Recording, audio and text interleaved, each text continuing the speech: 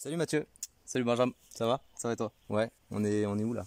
Bah là on est dans la forêt tranquille. On est bien? Ouais, Ouais, en plus on s'est fait une belle balade en fait, grave. c'était plutôt pas mal. Mathieu, tu te présentes? Ouais. Et ben en gros moi je sors d'un cursus scientifique, donc j'étais en terminale S, enfin en première terminale. Et ensuite j'ai décidé de partir sur une prépa. Du coup là je viens de finir ma première année. C'est une prépa générale, pour le nom c'est CPGE.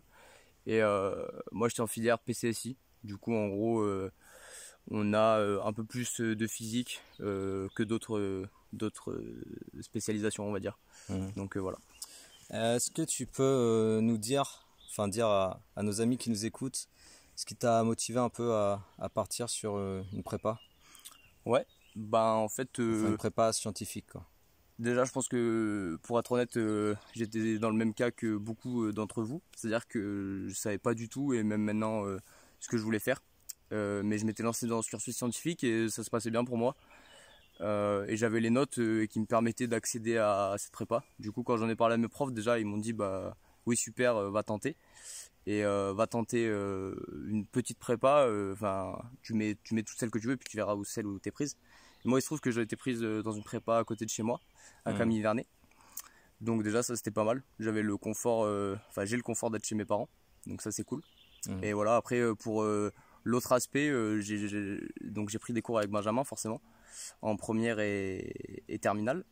Et voilà, il y a eu, j'avais un peu cette motivation d'avoir l'esprit scientifique, et je trouve que ça apporte quelque chose en plus dans la vie que j'ai envie d'avoir. Donc voilà, c'est pour ça aussi que je continue et que je vais continuer en deuxième année de prépa. Ok, c'est cool.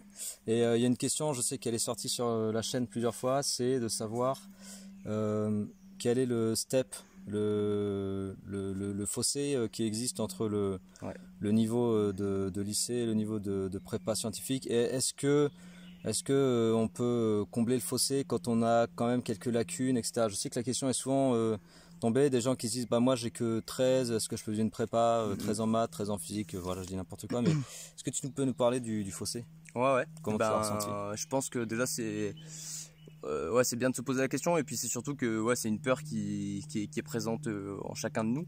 Enfin, on a tous peur voilà, de ce gros écart. Mais en fait, je pense que si on a la motivation, déjà si ça nous plaît ce qu'on fait, ce fossé on peut facilement le combler en fait. Déjà, Mm. donc ça c'est plutôt intéressant. Et après.